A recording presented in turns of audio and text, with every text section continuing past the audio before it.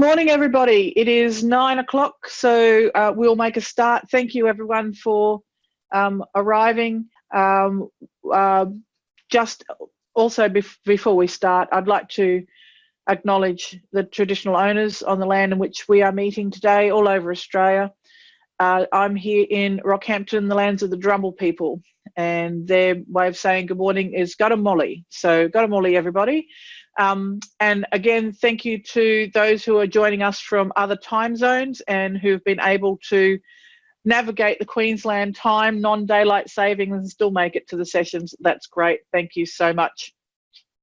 What I'll do this morning is just a bit of an overview of yesterday. I'll run through a little bit of feedback that we got about the conference yesterday.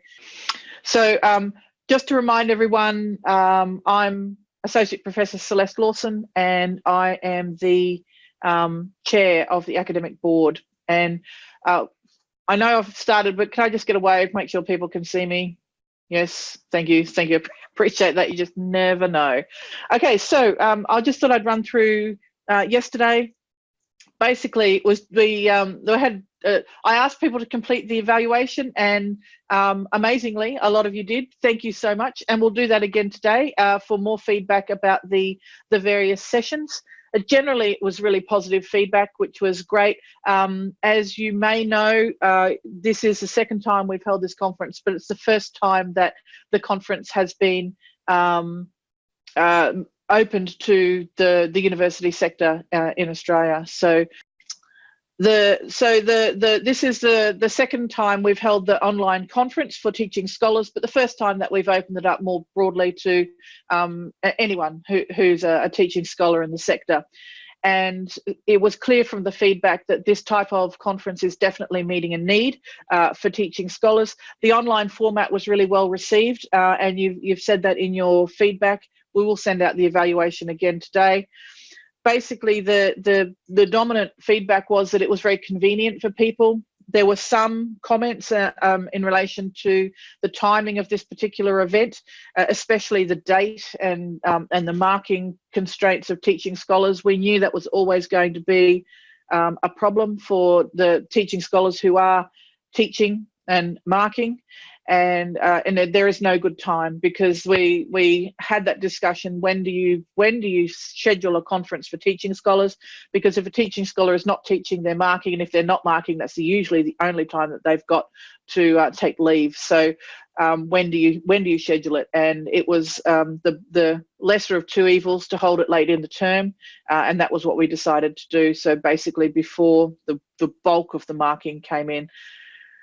A lot of people did acknowledge that, but also there were some challenges, and we've had people who haven't been able to present because they've been committed to marking, and that's always going to be a challenge.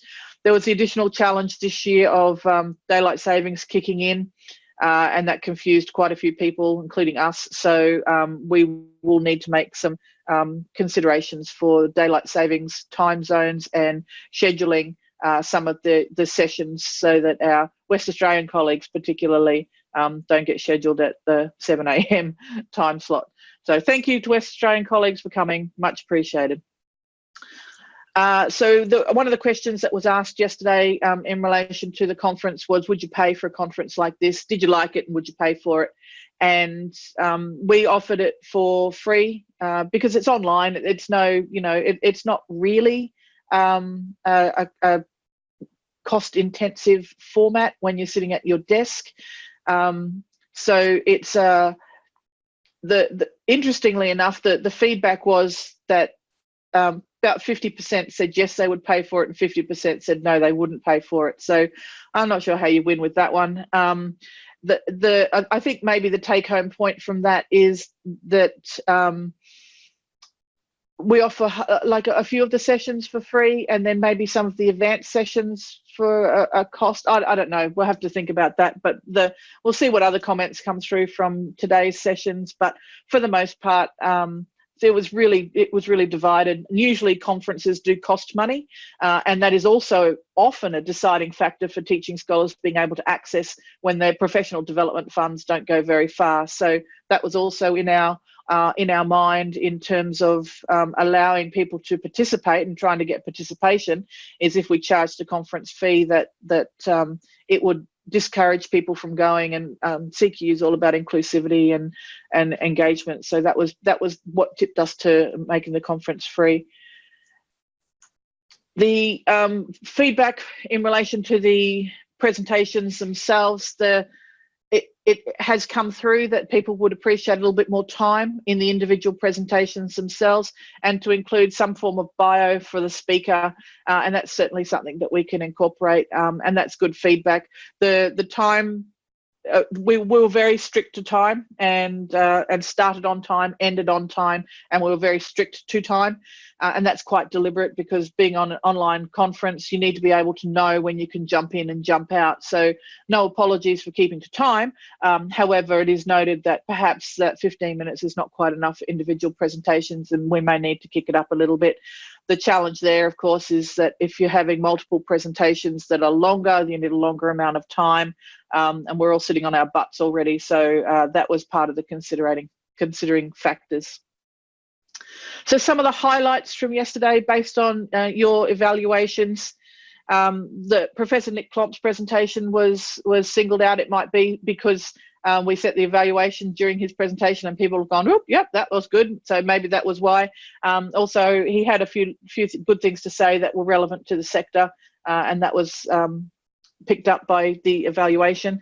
There was a presentation about academic integrity. I believe that was Joe Luck's presentation, and that was singled out as being a particularly good presentation.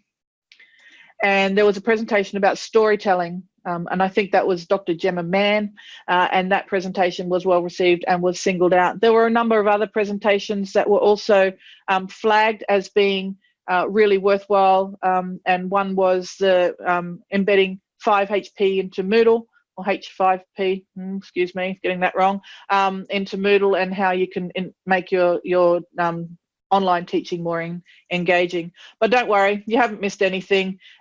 Everything was recorded yesterday. The recordings will be available. We will send the link to the YouTube channel to all people who have registered. So if you know about the, if you have registered, then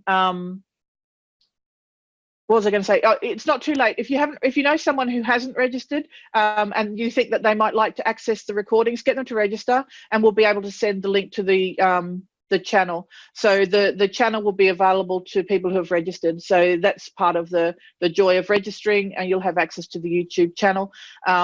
We're not sure when the YouTube channel will come up. It'll be after we're able to render all of the recordings and put some indexing into it. So we're not sure exactly when that will come.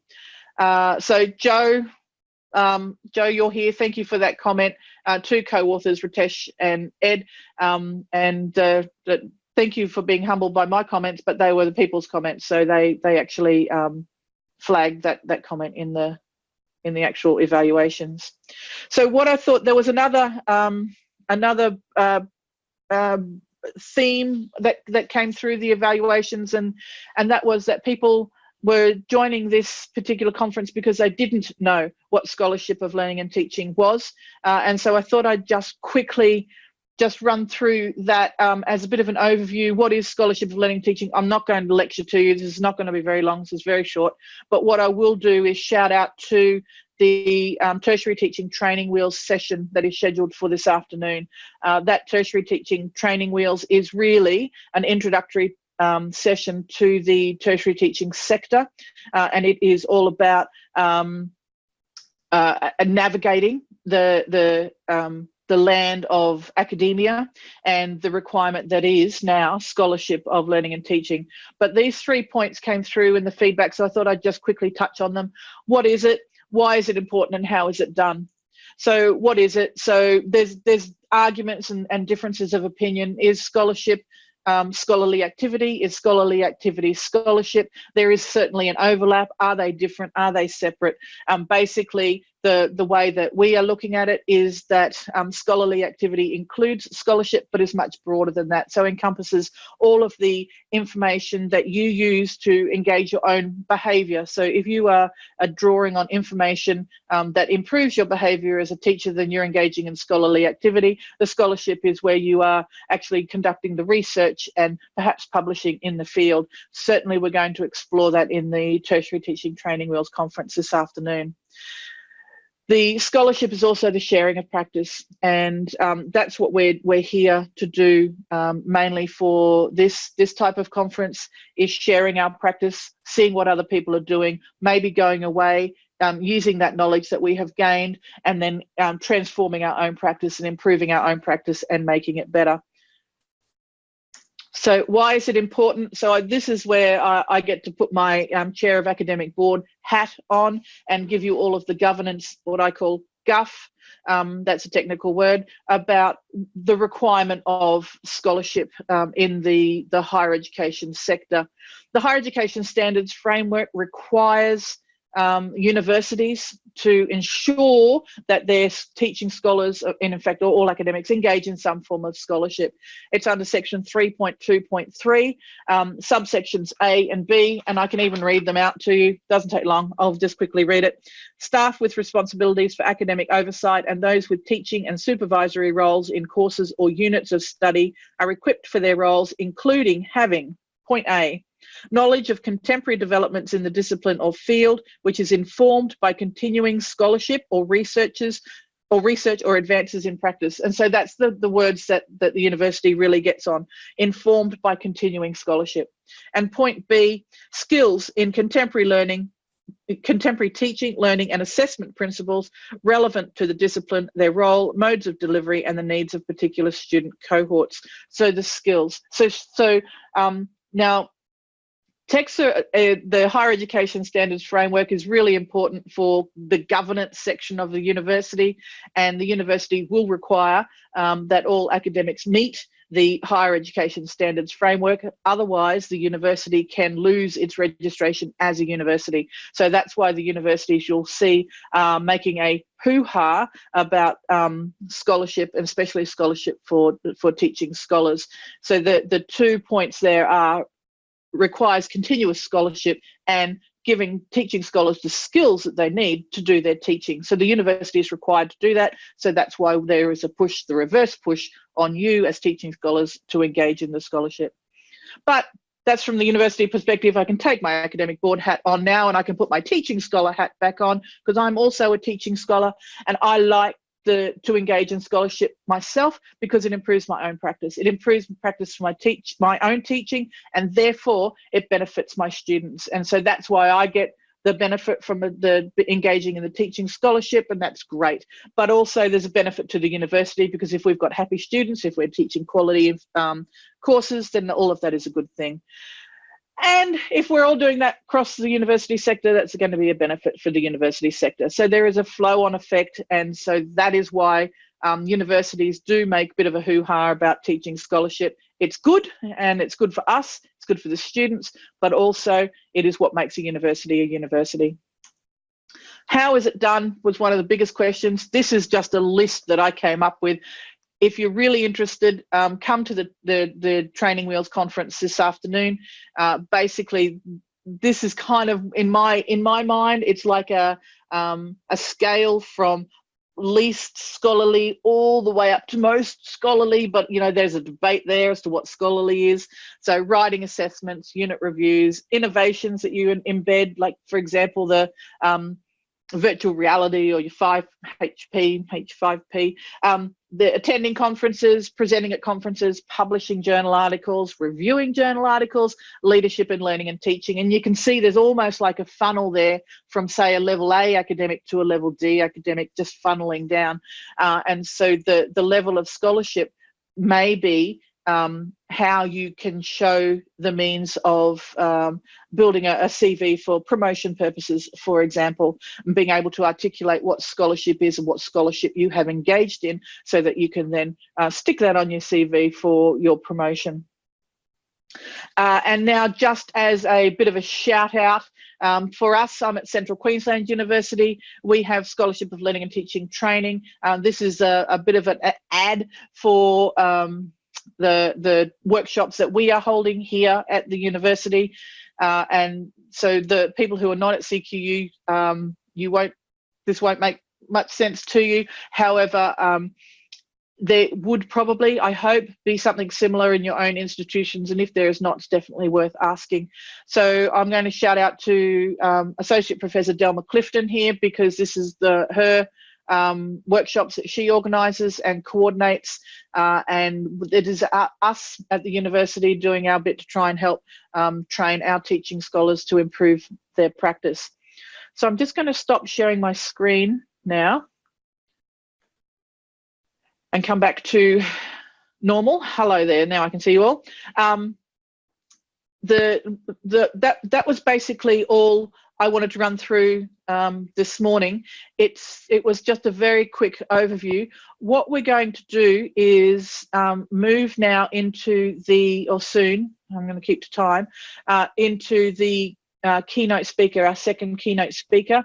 We are very privileged today to have Professor Pauline Ross from the University of Sydney with us, and she will begin her presentation at 9:30. Now, the presentation from Nick Klomp yesterday started about 5 minutes early. He went from the welcome straight into his keynote, and there were a few comments that people didn't have the opportunity to see the start.